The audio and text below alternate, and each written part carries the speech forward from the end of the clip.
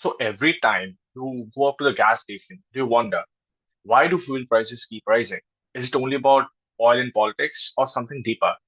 In this video, I'll explain how microeconomics uncovers the real story.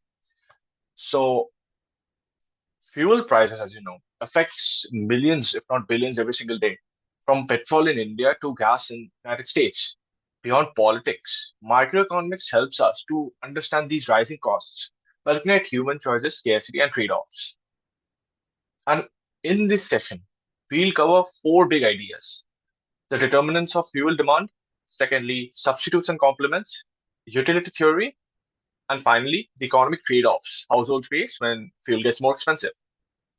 So, as per the determinants of demand, fuel demand, as you know, is shaped by many forces beyond price.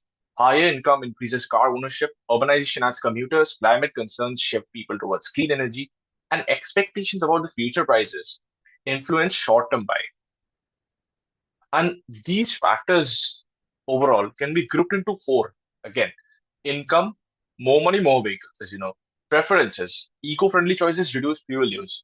Expectations, people act based on price predictions and population. Urban growth multiplies demand. Coming to income and urbanization, as countries develop, rising incomes allow families to buy cars, boosting fuel demand. Rapid city growth concentrates people and vehicles in tight spaces, making daily commuting and logistics heavily dependent on fuel. Like shifting preferences also reshape demand. Today, many consumers value sustainability and health, pushing them towards electric or hybrid vehicles.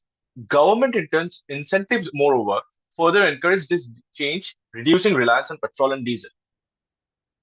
Coming to price expectations, expectations can change demand easily. If consumers think that fuel prices will rise, they'll fill up early, creating temporary spikes. But if they expect a drop, they delay, reducing demand in the short run. Population growth. Population growth, especially in cities, drives long term fuel demand. More people means more cars, more deliveries, and more transport needs. When public transit can't keep up, dependence on fuel grows even stronger. Coming to one of the most integral parts of economics, substitutes and complements. Fuel interacts with other goods. Substitutes like electric vehicles or public transport becomes attractive when petrol prices rise. Complements, on the other hand, like cars and airplanes, lose demand when fuel gets costlier, since both directly rely on it. In terms of perfection, perfect substitutes can replace each other fully. For example, switching from petrol to electric cars if costs and convenience match.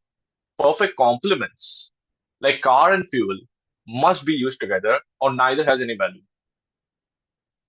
Coming up to utility theory.